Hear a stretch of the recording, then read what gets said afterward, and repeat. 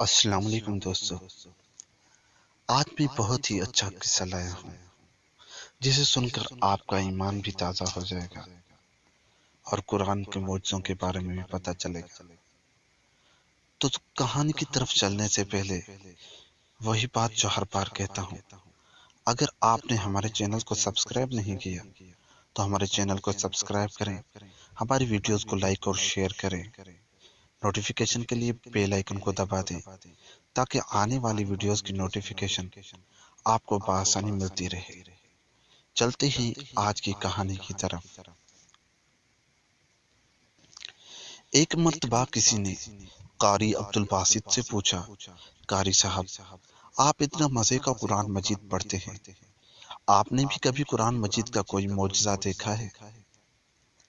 وہ کہنے لگے، میں نے قرآن کے سینکڑوں معجزے آنکھوں سے دیکھے ہیں۔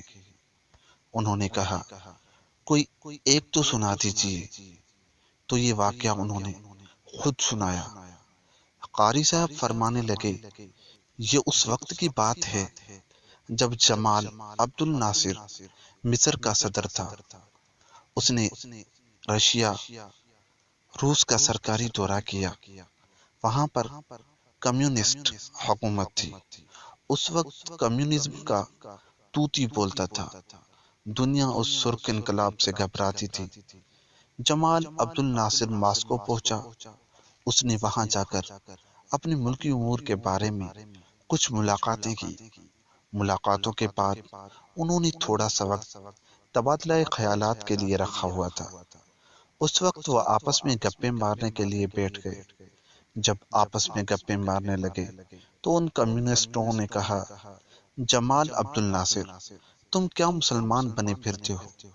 تم ہماری سرخ کتاب کو سنبھالو جو کمیونزم کا بنیادی ماخذ تھا۔ تم بھی کمیونسٹ بن جاؤ، ہم تمہارے ملک میں ٹیکنالوجی کی روشناسی کرا دیں گے، تمہارے ملک میں سائنسی ترقی ہوگی اور تم دنیا کی ترقی یافتہ ملکوں میں شمار ہو جاؤ گے۔ اسلام کو چھوڑو اور کمیونزم اپنا لو۔ جمال عبد الناصر نے انہیں اس کا جواب دیا تو صحیح، مگر دل کو تسلی نہ ہوئی۔ اتنے میں وقت ختم ہو گیا اور واپس آ گیا، مگر دل میں ایک کسک باقی رہ گئی کہ نہیں، مجھے اسلام کی حقانیت کو اور بھی زیادہ واضح کرنا چاہیے تھا جتنا مجھ پر حق بنتا تھا۔ میں اتنا نہیں کر سکا۔ 2 سال کے بعد جمال عبد الناصر کو ایک مرتبہ پھر رشیا جانے کا موقع ملا۔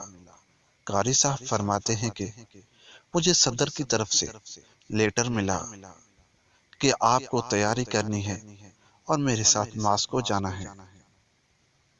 کہنے لگے کہ میں بڑا حیران ہوا کہ قاری عبدالباسط کی تو ضرورت پڑے سعودی عرب میں، عرب امارات میں، پاکستان میں، جہاں مسلمان بستے ہیں، ماسکو رشیا جہاں خدا بیزار لوگ موجود ہیں، دین بیزار لوگ موجود ہیں، وہاں قاری عبدالباسط کی کیا ضرورت پڑ گئی؟ خیر، تیاری کی اور میں صدر صاحب کے ہمراہ وہاں پہنچا۔ وہاں انہوں نے اپنی میٹنگ مکمل کی۔ اس کے بعد تھوڑا سا وقت تبادلہ خیالات کے لیے رکھا ہوا تھا۔ فرمانے لگے کہ اس مرتبہ جمال عبد الناصر نے ہمت سے کام لیا اور ان سے کہا کہ یہ میرے ساتھی ہیں جو آپ کے سامنے کچھ پڑھیں گے، آپ سنیے گا۔ وہ سمجھ نہ پائے کہ یہ کیا پڑھے گا۔ وہ پوچھنے لگے کہ یہ کیا پڑھے گا؟ وہ کہنے لگے کہ یہ قرآن پڑھے گا۔ انہوں نے کہا، اچھا پڑھے۔ فرمانے لگے کہ مجھے اشارہ ملا اور میں نے پڑھنا شروع کیا۔